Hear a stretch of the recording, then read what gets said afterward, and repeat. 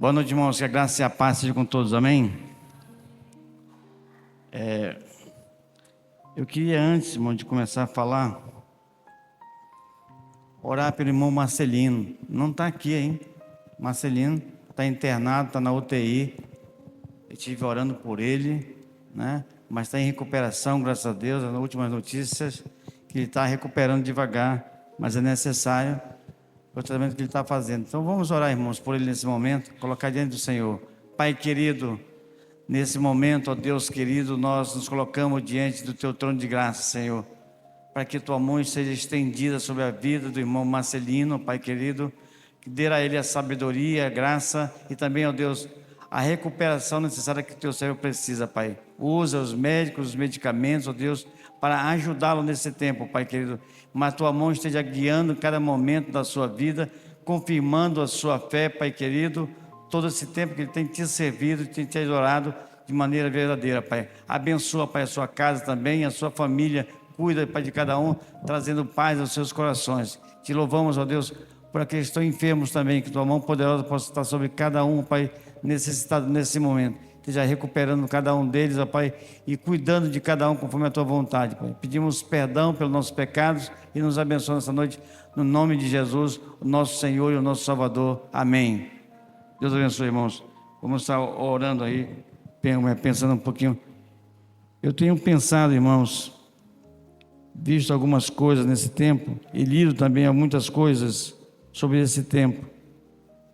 O que a gente tem percebido nesse mundo é a falta de qualidade de vida cristã.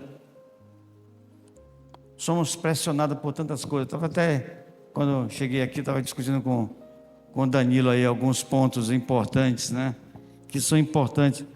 Vemos realmente uma vida cansada de viver uma vida cristã. Nós queremos o benefício da vida cristã, mas a pressão dos lados do mundo tem colocado realmente, e meu texto hoje é 1 Pedro, visualizando um pouquinho aí, Pedro chamando a atenção ali para uma vida santa, uma vida cristã santa que a gente precisa.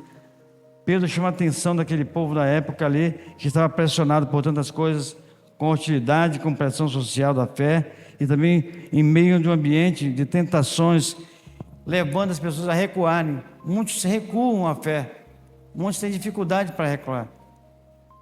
Eu tive a visita de um homem na semana aqui, semana passada. Ele já foi membro da nossa igreja aqui e veio realmente visitar a gente aqui. Mora na Bahia. Foi realmente ovelha do pastor Onésimo aqui na igreja. Ele estava lembrando alguns pontos. E a gente teve um bom tempo de conversão. Muitos têm fraquejado na fé, têm abandonado a fé cristã, e a vida cristã realmente tem diminuído cada vez mais, tem se diluído na sociedade. A identidade cristã está em voga, está caída. Nós percebemos isso a cada instante aí. Vemos aí muitos crentes falhando com a vida, e muitas coisas têm introduzido na igreja, falhando com a igreja também, quer dizer, diminuindo aquele calor imenso que a igreja precisa de vida cristã séria, responsável e também realmente um testemunho vivo de Cristo na vida.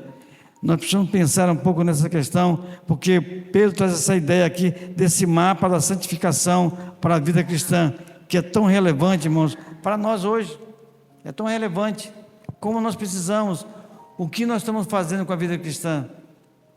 Nós vamos dar alguns toques importantes que Pedro traz aqui para nós, a preocupação de nós. Eu vou ler o verso 13 aí, somente o 13, para a gente pensar um pouco aí. Pedro começa o seguinte: portanto estejam com a mente preparada, prontos para agir, estejam alerta, coloquem toda a esperança na graça que lhes será realmente dada quando Jesus Cristo for revelado.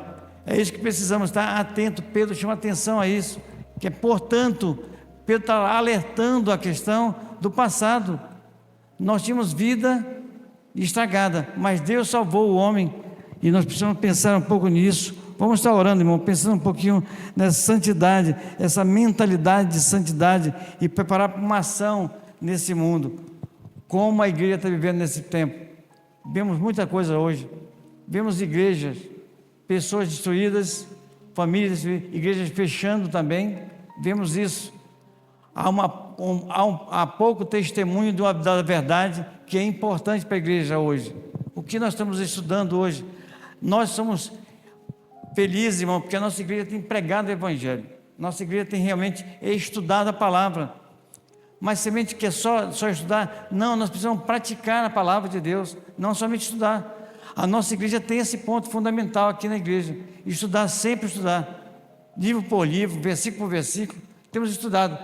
Mas o que nós fazemos com todo esse material que nós temos recebido de Deus, como o Espírito Santo tem trabalhado em cada uma das vidas, como Deus tem trabalhado na minha vida, como Deus tem trabalhado na sua vida, para que realmente o nome de Jesus seja exemplo para toda a humanidade. Então, Pedro diz, portanto, estejam com a mente preparada. Paulo também fala disso também, no capítulo 12 de Romanos também, prontos para uma ação, sejam sábios, sóbrios e coloquem toda a esperança na graça que lhe é dada quando Cristo for revelado.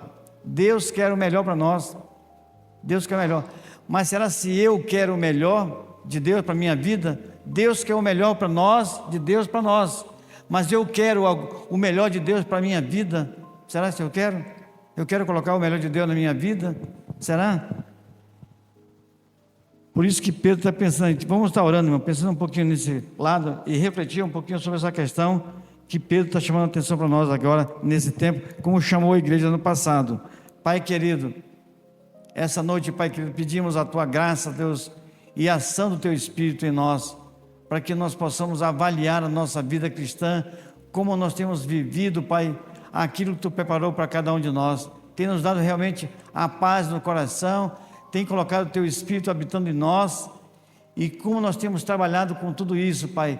Será se nós temos falhado, Pai querido, em apresentar a Deus a Tua graça ao mundo que tanto carece dessa salvação, Pai querido? Abençoa-nos nessa noite, traz a nós, Pai querido, discernimento e entendimento da Tua vontade, perdoa nossos pecados, tem misericórdia de nós e nos abençoa no nome de Jesus, amém. Pedro, irmão, coloque atenção para nós isso. Portanto, ligado a um chamado magnífico para isso, uma exposição de salvação, versículos anteriores. Paulo está falando de coisa, Pedro está falando de algo importante para nós. Fala a sua igreja ali, porque fomos regenerados para uma esperança viva. É o verso 3 que ele dá aí para nós, o verso 3. Nós fomos chamados para uma vida regenerada, uma vida de esperança viva, não uma coisa morta, porque herdamos, irmão, uma salvação incorruptível, temos isso. Portanto, nossa vida deve refletir, irmãos, essa realidade. A igreja precisa realmente viver essa realidade da vida cristã, por a mente preparada. A palavra que Pedro traz para nós aqui, irmãos, na mente preparada, vem do original do grego, que era, o povo andava com a roupa longa. Então, mas com a roupa longa eles não podiam se movimentar, não podiam lutar, não podiam enfrentar nada. Então eles tinham que puxar a roupa para cima, prender no cinto para poder agir.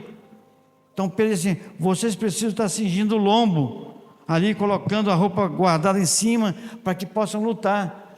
Será que nós temos levantado a nossa saia para poder lutar, irmãos, contra o mundo? O pecado está aí, cada momento nós vimos aí, as redes sociais estão aí, implementando cada vez mais as coisas que satisfazem o homem, mas quantas vezes nós pegamos o tempo para satisfazer a nossa vida, do qual Deus pagou um alto preço? Na época, essas vestes longas realmente faziam isso, cingir os ombros, levantar realmente, prender em cima, para que nós tivemos uma vida preparada para esse tempo. Então, Pedro chama a atenção, você precisa estar preparado para isso, nós fomos chamados para isso, devemos estar preparados para esse tempo também, lutar, batalhar, para correr diante das coisas. É uma decisão consciente, nós precisamos focar a disciplina de Deus. Eu preciso focar. O que eu tenho focado de Deus? Nós queremos saber algumas coisas de Deus, nós precisamos saber, mas não somente saber, mas precisamos viver aquilo que realmente Deus tem para nós. Qual é o ponto de ação, irmãos? Atitude realmente de vigilância, precisamos estar de prontidão. O cristão não é um espectador passivo, mas é um atleta, irmão, espiritual, sempre alerta em obedecer, servir e resistir ao diabo, porque ele fuge de você. Precisamos estar preparados para esse tempo. Sejam sóbrios, ter consciência. Não é só a questão da retirada da bebida, não é isso. Tem que ter serenidade com aquilo que é de Deus. Importante para nós, significa, irmãos, autodomínio, equilíbrio emocional e mental, uma avaliação realista e controlada de todos os nossos desejos e paixões. Nós somos tentados a cada momento, vemos aí o mundo pressionando para nós, buscando coisas que realmente nos agradam, mas quanto nós gastamos, irmão, para agradar a Deus? Nós queremos que Deus nos abençoe, pedimos todo momento: Senhor, abençoe minha vida, abençoe meu trabalho, abençoe minha família, abençoe minha mesa. Nós pedimos tudo isso de Deus, mas quantas vezes nós colocamos: Senhor, faz de mim um instrumento da tua glória, me ajuda a lutar contra as coisas da minha vida, lutar para fugir desse pecado que nos assedia a cada momento. Então, essa esperança da graça que Deus tem aí, que é o combustível nosso. Nós sabemos que Jesus vai voltar, temos a esperança que Ele vai voltar, nós sabemos disso, mas vamos falhando cada vez mais que o tempo passa, vamos esquecendo da importância da vida e qualidade de vida cristã nesse tempo.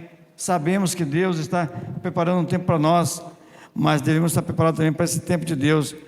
Mas a esperança, irmãos, está conosco a cada momento. Nós avaliamos a esperança da graça de Deus, que é futura. Esse momento, a volta de Jesus, nossa motivação é escatológica. Nós sabemos que Ele vai voltar, viemos para o futuro, encorajados pelas promessas de Deus. Nós sabemos que Deus tem promessas para nós já até cantamos agora ali, as suas promessas não falham, nós caminhamos na promessa de Deus. Mas quanto da minha vida faz parte dessa promessa? Quanto eu confio em Deus, que Deus é capaz de mudar a minha vida? Quanto eu permito que Ele mude a minha vida, o meu comportamento, o que as pessoas olham de mim, o que elas pensam de mim? E não é só no trabalho, não, na comunidade, não, em casa, que é o mais importante. Em casa, como minha família me vê em casa, como a minha família me vê, quanto eu posso transferir para eles a importância da salvação para eles. Vejo famílias que estão perdidas nesse momento, pessoas que estão na igreja, mas têm famílias distantes, sem Deus, abandonaram, conheceram a verdade, mas estão abandonados hoje. Vemos famílias perdidas hoje, filhos chorando, pais chorando também por isso. Então, qual é o modelo de santidade que Deus tem para nós, irmão? Qual é o modelo de santidade? Pedro dá para nós aí o verso 14, 16, põe aí, Daniel, 14, 16, 1 Pedro aí, 14. Pedro dá um modelo para nós aí, ó. Como filhos obedientes, não vos conformeis com as circunstâncias que antes tinham na vossa ignorância, mas como é santo aquele que vos chamou, sede santo vós também, santo que é o vosso procedimento. Portanto, está escrito: sereis santos, porque eu sou santo. Esse é o mapa que Pedro traz para nós aí, a responsabilidade. Esse é o modelo do caráter de Deus, santidade, separado. Mas quanto nós separamos nossa vida para Deus? Quanto nós colocamos a nossa vida realmente para Deus? Quanto nós nos importamos com Deus, a importância dele? Somos filhos obedientes, não moldes esse desejo, porque antigamente nós éramos diferentes, mas Deus nos resgatou. Então aqui Pedro apresenta, irmãos, o como e porquê. Por quê? Como? Como eu vou fazer isso? Por que eu tenho que fazer isso? A pergunta é, Pedro questiona essas questões aí para nós, da santidade. Não adotar um padrão ou um modelo do mundo, mas ter uma vida de convicção no desejo de Deus. Os desejos de Deus são mais importantes, não com a ignorância, quando nós éramos antigamente, mas filhos obedientes. Quanto nós estamos obedientes? Por que Deus diz assim: eu não quero nada de vocês, eu quero só que vocês me obedeçam? A obediência é fundamental para nós, mas quanto nós somos capazes de obedecer a Deus em tudo? Nós somos relativos. O que eu acho que é bom para mim, eu faço. O que eu acho que não é bom para mim, então eu deixo. Então o mundo hoje está relativo hoje, infelizmente. Até na Bíblia mesmo, eu não concordo com Deus nesse lado aqui, eu quero só aquilo lá. Então nós queremos só alguma parte que nos importam, e esquecemos daquilo que Deus se importa conosco.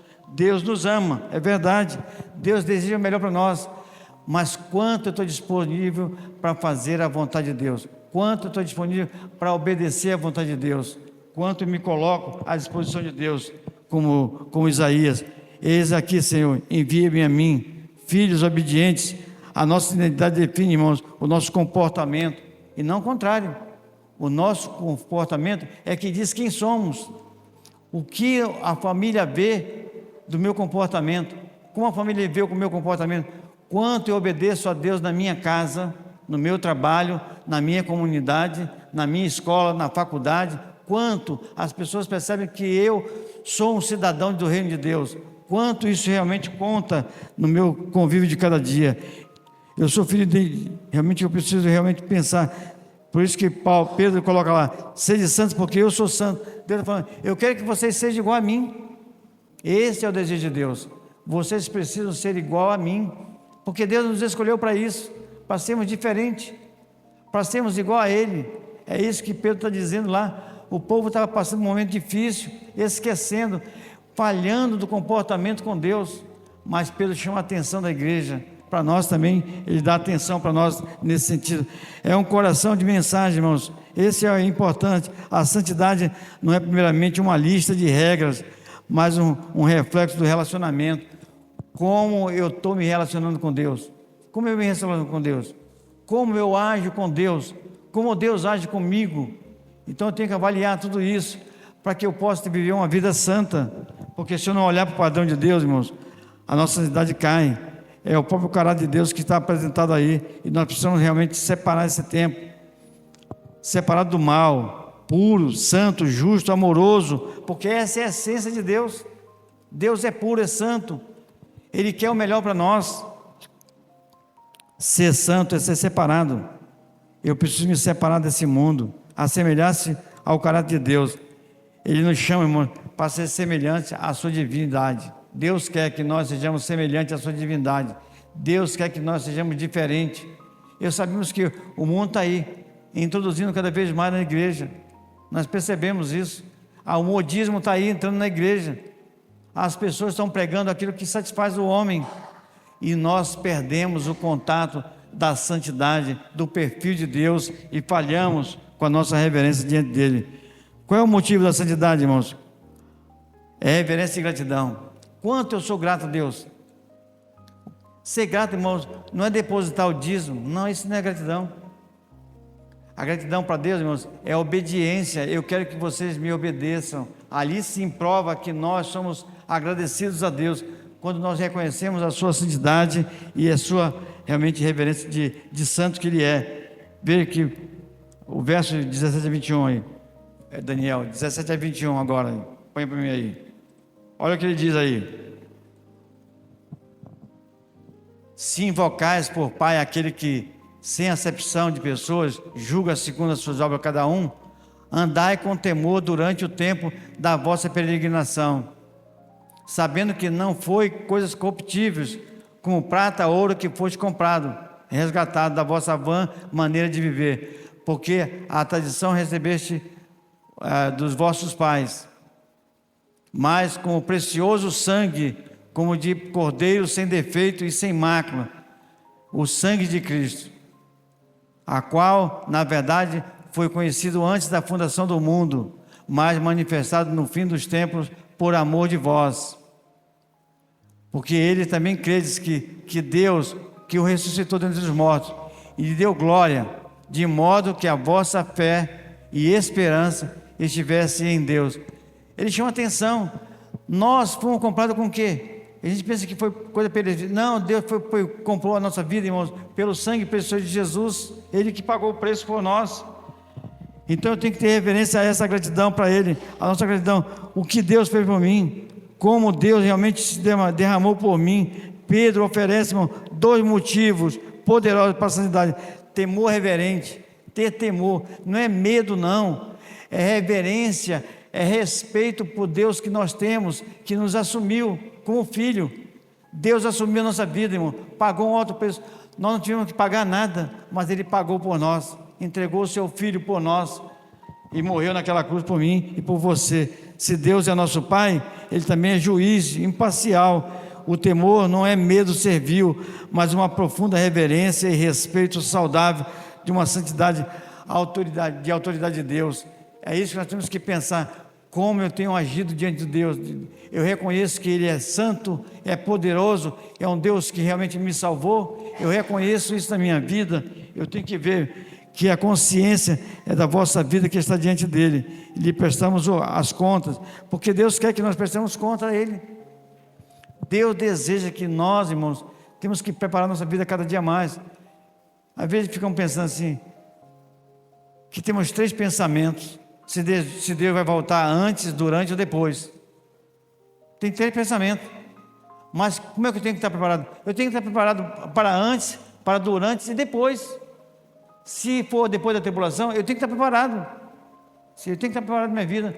Então, nós não sabemos. Tem 3 pensamentos, tem linhas que as pessoas defendem. A Bíblia realmente coloca pontos. Mas eu tenho que estar preparado para qualquer momento da minha vida. Tem que saber que Deus vai voltar. E eu tenho que estar preparado para cada tempo. Mas eu não posso só esperar no primeiro tempo, eu posso esperar no meio ou no final. Eu tenho que estar preparado para esse tempo. Eu tenho que saber que Deus me redimiu para esse preço. O preço da redenção, é a santidade, é uma resposta de gratidão. Eu tenho que avaliar quanto Deus pagou pela minha vida. Ele é o dono da minha vida. Por isso que Paulo diz assim, já não sou eu mais que vivo, Cristo vive em mim. Não é mais eu que vivo, é Cristo que vive em mim. E essa vida que eu tenho na terra é para glorificar o seu nome.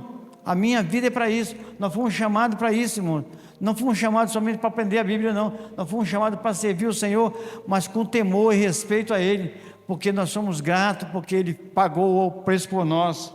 Deus quer para nós, irmão, o seu sangue precioso de Cristo, do Cordeiro Imaculado, é viver de maneira santa, irmãos. É honrar esse valor imensurável que Ele pagou pela minha liberdade, pela sua liberdade. Quanto eu sou grato por essa liberdade que Deus me deu. Quanto eu respeito a Deus por isso. Quantas pessoas veem que eu realmente temo a Deus. Eu preciso avaliar isso. Cada momento da minha vida. Eu preciso andar com Ele. E final, irmãos, a prática de Deus para a minha vida. Como eu tenho praticado isso? Como eu tenho vivido essa santidade? Como Deus tem vivido? Pedro chama atenção, um ponto importante, irmão. O amor e o crescimento. Como eu tenho vivido essa santidade? Às vezes ficamos pensando assim, eu conheço muitos versículos, talvez você também sabe de muitos versículos, você conhece muitos versículos, mas não é conhecer, mas quanto dessa bagagem que eu tenho na minha vida, do conhecimento de Deus, eu tenho praticado. Às vezes a pessoa diz assim, pastor, quantos que eu tenho que ler na Bíblia? Quantos versículos eu tenho que ler na Bíblia? Quantos capítulos eu tenho que ler? Eu digo para você, você não precisa ler um capítulo. Eu creio que é o seguinte, se você ler um versículo por dia, e mastigar o dia inteiro aquele versículo, ver quanta mudança você vai ter na sua vida. Um versículo só, um versículo. Deus, o que está falando comigo? Senhor, questiona a minha vida, me examina, como o Davi dizia, sonda-me o meu coração, vê se há alguma coisa em mim e me ajuda a mudar o meu comportamento. É isso que Deus quer, que nós reconheçamos a Ele, o Cordeiro Santo, que nos trouxe a paz que essa cidade. Olha que Pedro diz aí, verso 22 e 23. 22, o Daniel, isso, 22, depois o 2, 3 também. Agora vocês purificaram a minha vida pela obediência, olha só. Já que tendes purificado a vossa alma na obediência à verdade, que leva ao amor fraternal, não fingido, de coração, amai-vos ardentemente uns aos outros. Pedro leva para esse pensamento que nós que somos realmente filhos de Deus, que reconhecemos como Pai, devemos realmente amar um ao outro. Somos todos irmãos aqui, todos somos irmãos. Não é uma questão de dizer, meu irmão, mas é amar, irmão, com sinceridade. A palavra sincera, irmãos, palavra sincera, que a gente usa no nosso português, o povo antigo fazia os vasos, eles botavam para assar o vaso, e aqueles vasos, alguns trincavam na hora do assamento, trincavam. E o que o oleiro fazia? Ele pegava aquele vaso trincado e enchia aquelas brechas com massa, com cera. Ele enchia de cera. Então ele separava no mercado, ele separava os trincados que estavam com cera e os que não tinham trincado. Então assim, esse vaso aqui é com cera, esse aqui é sem cera, é sincero. Quanto nós somos sinceros para Deus? Quanto nós temos? A nossa rachadura está aí, o nosso pecado está aí. Mas Pedro leva aí a ideia de que o ser humano cristão que realmente reconhece Deus como Pai, tem um verdadeiro amor sincero para Ele. É isso que Pedro está dizendo ali. O verso 2:3 aí, 2:3. Põe o 2:3. 2:3. Capítulo 2, verso 3. Verso 3. Olha o que ele diz aí. E sei que já provaste o Senhor que é bom. Já provaste. Já provamos, irmãos, que Deus é bom. Nós sabemos disso. Deus é bom sempre. Sempre é bom. Nós já provamos isso. Agora, como eu posso provar que Deus é bom? Como eu posso provar? Paulo diz assim que agora você experimentei qual seja a boa, agradável e perfeita vontade de Deus. Eu tenho que provar isso. Viver para poder provar. Vocês sabem que Deus é bom.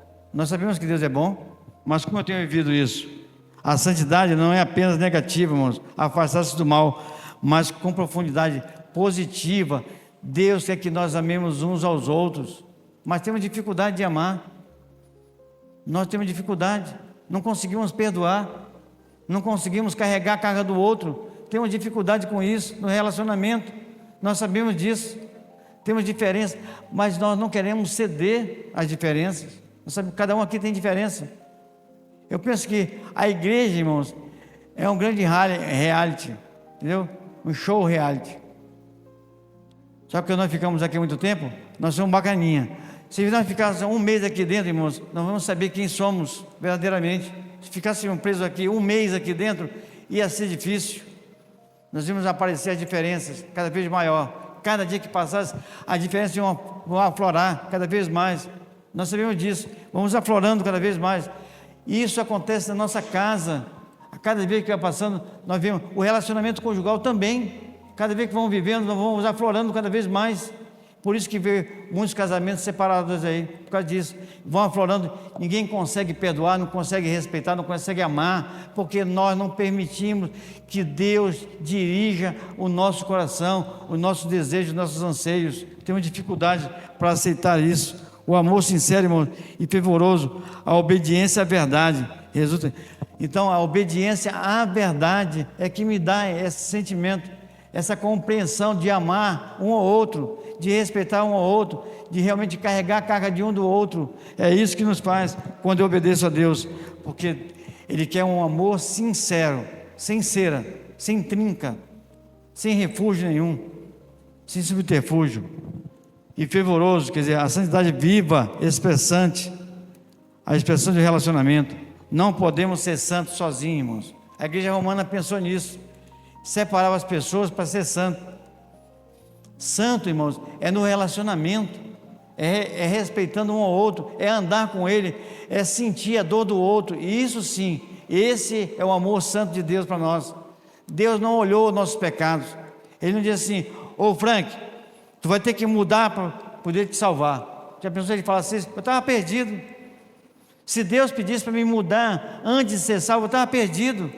Mas Deus me amou do jeito que eu sou. Deus amou vocês e continua amando também as nossas vidas até agora, como nós somos, porque Ele quer dar oportunidade para cada um de nós. Temos mudança de vida, mas só mudamos, irmão, quando nós compreendemos o amor de Deus, quando nós olhamos com sinceridade o amor de Deus, porque o amor, irmãos, não podemos realmente ser santos sozinhos. Nós temos que, a santidade ela é comunitária, é no relacionamento que nós percebemos o amor. É quando eu estendo minha mão, o meu abraço. Eu ouvi uma frase: quantas vezes você já ouviu o batido do coração do seu irmão? Quantas vezes você ouviu o batido do coração? Quantas vezes? Tirando a Thalita daqui, porque a Thalita já ouviu o coração de quase todo mundo aqui. A Thalita, o Credival também, a irmã Raquel também, são médicos, sempre estão ali testando, ouvindo o coração da pessoa, para ver como ela está. Quantas vezes nós temos o tempo de ouvir o coração do irmão? Quantas vezes nós temos isso? Quando nós baixamos a cabeça para ouvir a batida do coração, às vezes nós abraçamos, irmão, mas não ouvimos o coração do outro, não temos o sentimento de olhar, mas temos que olhar o sentimento do outro e carregar um ao outro, porque esse é o que Deus quer de nós, um amor sincero, um amor não fingido. Não é dizer assim: ei, irmão, eu te amo, meu irmão, eu te amo. Não, não é isso. É experimentar o amor e compartilhar esse amor de Deus para com o outro. É isso que Deus quer. Compartilhar a verdade um com o outro, com sinceridade, não é com falsidade, apenas dizer a palavra amor, Porque amor nós fazemos tantos, nós declaramos constantemente essa palavra. Qualquer coisa nós falamos, eu amo isso, eu amo aquilo. Mas quanto nós depositamos o amor verdadeiro? O amor de Deus é assim. Pedro leva a nós, irmão, o desejo realmente do leite espiritual. A santidade é um sinal de vida. O bebê recém-nascido tem o intuito de lembrar que ele necessita do leite. Quando não chega o leite para ele, o que ele faz? Ele grita, ele berra, ele chora, porque ele precisa do leite. Nós não. Às vezes o que nós fazemos com a criança? Nós enganamos a criança, colocamos alguma coisa paliativa, colocamos a chupeta para ela, né? Ela sente, ela realmente se agrada um pouquinho. E ela percebe que não tem nada ali. Às vezes fazemos isso. Nós somos às vezes paliativos com algumas coisas. Damos algumas coisas. Para Deus também. Nós entregamos o dízimo, fazemos um trabalho na igreja. Nós fazemos isso para agradar a Deus em algumas coisas. Nós queremos cumprir regras, mas não queremos viver o amor de Deus. A criança também sofre com isso. O leite genuíno, irmão, é que faz o crescimento. É aí que nós crescemos. O crescimento vem do relacionamento que nós temos um com o outro. É aí que nós crescemos, porque nós entendemos a vida um do outro. E aí nós impulsionamos um ao outro para frente. Quando um vai estar carregando o outro, olhando, é melhor dois do que um. Então, quando nós caminhamos, irmão, percebemos isso. É uma experiência. Esse leite, irmão, não é apenas uma conversão, mas é por crescimento da nossa salvação. Deus quer que nós chegamos, irmãos, à maturidade, à plenitude da salvação. Deus deseja isso para nós. Mas quanto tempo nós estamos na igreja, irmãos, e nós não aprendemos isso? Quanto tempo nós gastamos? Faça uma análise. Nós estamos em dezembro hoje. Vamos fazer um cálculo aqui. Dezembro. Quantos cultos você foi hoje, nesse ano? Quantos cultos você participou? Quantas escolas dominical você participou? Quantos cultos de quarta-feira você participou? Quantos você participou nos cultos nos lares? Nos PGMs? Quantos? Quanto você foi? Tudo isso, nós participamos, vivemos isso. Mas quanto eu mudei esse ano de 2025? E nós vamos estar aí, irmãos, daqui a pouco, dezembro, chegando no finalzinho do ano, na virada do ano, nós vamos prometer um monte de coisa para o Senhor. E quantos nós prometemos em 2025 e não cumprimos? Eu falei domingo isso também. Quantos nós prometemos no ano passado? Ah, Senhor, eu vou ser diferente, eu vou amar mais, eu vou me envolver mais, eu vou estar aí dedicando mais minha vida ao ministério. Quanto nós cumprimos? Eu vou ler mais minha Bíblia, eu vou orar mais, eu vou compreender mais as pessoas, eu vou perdoar mais. Mas quanto nós cumprimos esse ano? E o ano terminando, está fechando o ano. 365 dias estão fechando já. E vem mais 365 dias aí. E nós vamos fazer um monte de promessa para o Senhor. E Deus prometeu: eu te abençoarei. Eu abençoarei tua casa, abençoarei sua vida. E Deus não falhou nunca. Esse 2025, irmão, Deus não falhou um momento de nos abençoar. Todo dia o Senhor nos abençoa. Todos os dias Ele rompe o dia nos abençoando, renovando a sua misericórdia sobre nós, derramando as suas bênçãos sobre a nossa vida, sobre a nossa casa, sobre a nossa capacidade intelectual, nosso trabalho, a nossa família. Deus sempre, irmão, rompe o dia abençoando nossas vidas, e nós temos que ser gratos, porque Ele é aquele que nos abençoa sempre. Mas como eu posso fazer isso? Uma experiência prévia. Já que vocês provaram o amor, que Deus é bom, nosso desejo, irmão, pela palavra, é um alimento que nós precisamos experimentar cada dia. Deus é bom? Por que eu não aproveito a palavra de Deus? Por que eu não coloco Ele em prática todo dia? Temos dificuldade, porque algumas coisas não nos satisfazem. Nós lutamos, irmãos, contra a verdade. Nós lutamos. Agora eu estava discutindo isso com o Danilo. Às vezes nós queremos alguma coisa que não é. Parece que é bom, parece que é certo, mas não é certo. O Danilo colocou assim: pastor, é certo o crente casar com o descrente? Bem, não é certo. Não há união nenhuma entre o crente e o descrente. A luz com as trevas não tem nada. Não tem nada a ver. Não tem nada a ver. Mas nós fazemos isso. Nós fazemos isso. Muitas pessoas casam com descrentes. Fazemos sociedade com descrentes. Mas Deus diz assim: não faça nenhuma sociedade com descrentes. Mas fazemos. Casamentos e tudo mais. Porque nós achamos que é correto. mas Deus diz assim, não é correto, o problema vai aparecer. Acho que foi domingo passado que o Edivaldo falou, não foi nesse domingo não. Há pessoas que realmente vivem nesse estado e vivem realmente em conflito. Pessoas que estão com a sociedade errada e tem conflito.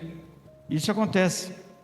Nós precisamos já que vocês provaram que Deus é bom, Deus é bom, Deus é bom, sempre bom, sempre bom. Mas eu não consigo ceder. Quando experimentamos a sua bondade, uma fidelidade, a sua graça, nosso pedido deve aumentar. Quando nós provamos isso, nosso pedido pela leitura da palavra tinha que realmente crescer cada vez mais. Eu quero mais, eu quero mais, eu quero mais. Às vezes começamos a carreira lendo mais. Esse livro aqui é muito cansativo, não vou ler mais não, vou parar. Quando chega lá em Números também, para. Aí esquece o Velho Testamento. E alguns textos a gente pula. Não, isso não interessa.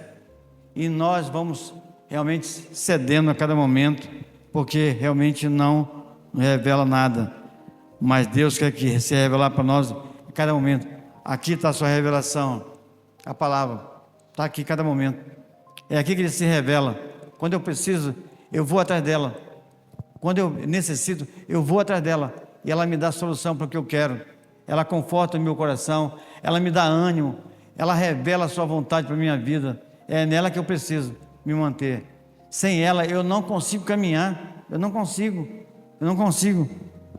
Agora, você acha que o pastor também não sofre? Há momentos que é assim, pai, eu tenho que parar tudo. Eu não posso mais continuar. E Deus vem com a palavra assim, filho, eu não desisti de você. Eu não desisti de você. Eu fui para a cruz por você. Eu disse para o pai, pai, se for a tua vontade, afasta de mim esse cálice. Mas se é a tua vontade, eu vou cumprir. A tua vontade eu vou cumprir. E às vezes nós falhamos, nós desistimos de tudo, não queremos caminhar e desistimos. Pedro chama atenção a isso. Vivemos em um mundo, irmãos, que nos pressiona a nos conformar em buscar os prazeres instantâneos desse mundo, a valorizar as coisas perecíveis. Nós fazemos isso. Nós temos o coração voltado para isso, cada vez mais voltado para as coisas perecíveis. Mas o Pedro chama atenção, irmãos, com esse antídoto poderoso para nós, uma vida santa, fundamentada na esperança, moldada pelo caráter de Deus, motivada pelo sacrifício de Cristo e praticada no amor e no crescimento. É isso que Deus quer para nós. É isso que Pedro queria trazer para a igreja.